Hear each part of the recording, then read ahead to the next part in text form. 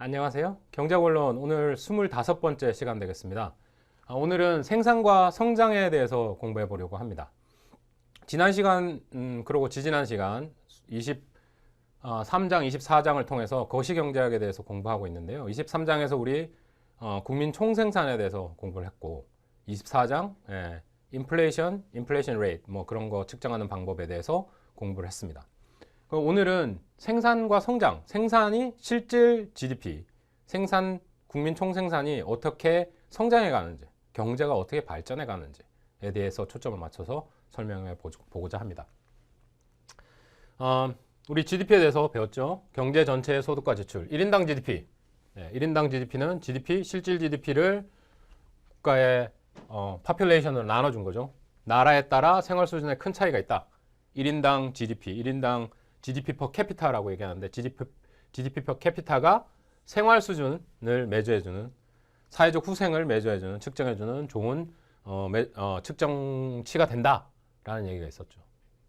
그걸 통해서 이 1인당 실질 GDP가 어떻게 발전해 왔는지 그것을 경제 성장이라고 합니다. 얼마만큼의 비율로 커져 왔는지. 성장률 1인당 실질 GDP가 매년 얼마나 빠른 속도로 증가했는지. 그죠? 1인당 실질 GDP의 증가율. 그것이 경제 성장률이 되겠습니다. 국가 간 성장률이 다르죠. 국가 간 성장률이 다르기 때문에 시간이 흐름에 따라 소득 순위가 바뀝니다. 2007년, 8년 전까지만 해도 중국이 엄청난 경제 성장률, 두 자리의 경제 성장률로 경제가 발전하고 있었죠.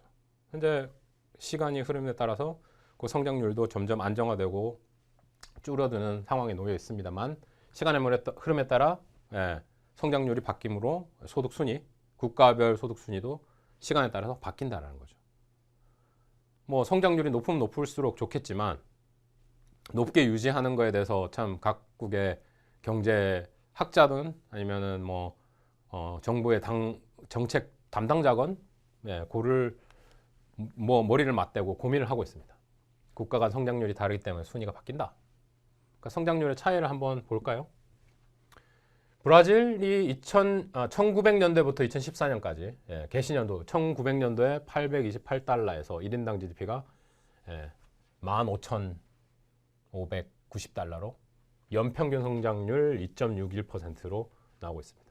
일본 2.59, 중국 2.53. 이게 아주 오래된 1900년, 1890년, 1870년, 1900년이나 1900년 되기 전부터 지금까지 성장한 거기 때문에요. 1인당 실질 GDP 55,000, 캐나다의 경우 43,000, 독일의 경우 46,000, 퍼센티지 연평균 성장률 2.11%, 1.8%, 1.42% 이런 식의 성장률을 보이고 있습니다. 평균적으로 해마다 얼마나 성장했는지를 보여주고 있네요. 오랜 지표이기 때문에 그리고 평균적인 성장률은 그렇게 높지 않습니다. 그러나 일어났던 경제 성장이 크게 활발히 일어났던 지점에서는 되게 높은 성장률들을 보인 국가들이 많이 있습니다. 중국도 이렇게 긴 시절을 보면 2.53%로 평균적으로 성장을 보이고 있지만 많이 급격히 성장했던 2000년도 초반, 중반까지는 두 자리에 가까운 연평균 성장률을 보였죠.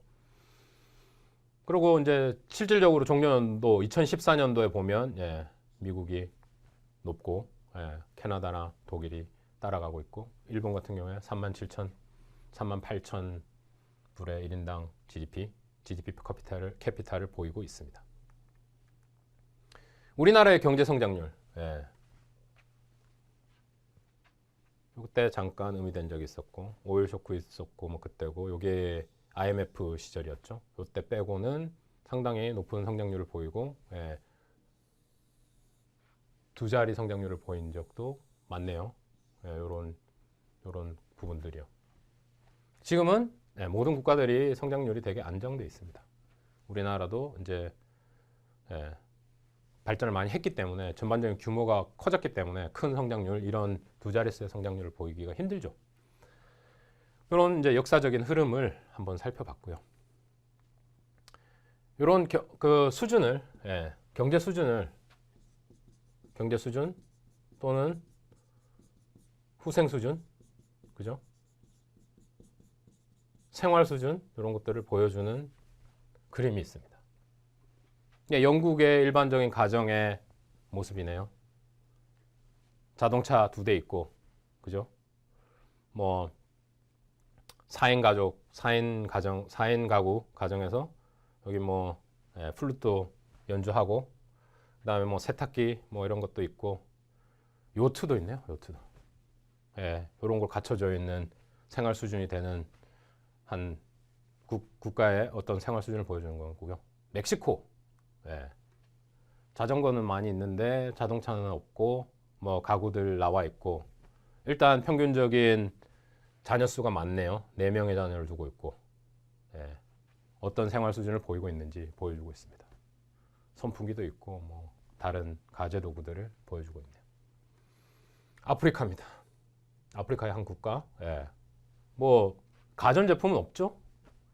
그냥 그렇게 따지고 현대 생활과는 좀 다르게 원시적인 이런 가구들 모습밖에 보이지 않습니다. 그나마 자전거가 있어서 이제 운송수단은 있긴 한데 한 대밖에 없고요.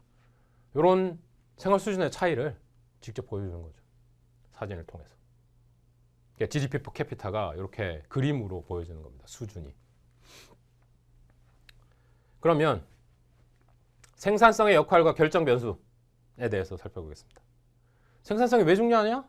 생산성이 생활 수준을 결정하는 변수고, 결국은 이 생활 수준의 변화를 생산성이 이렇게 보여주기 때문에, 결정하기 때문에 중요한 변수입니다. 생산성이 뭐냐?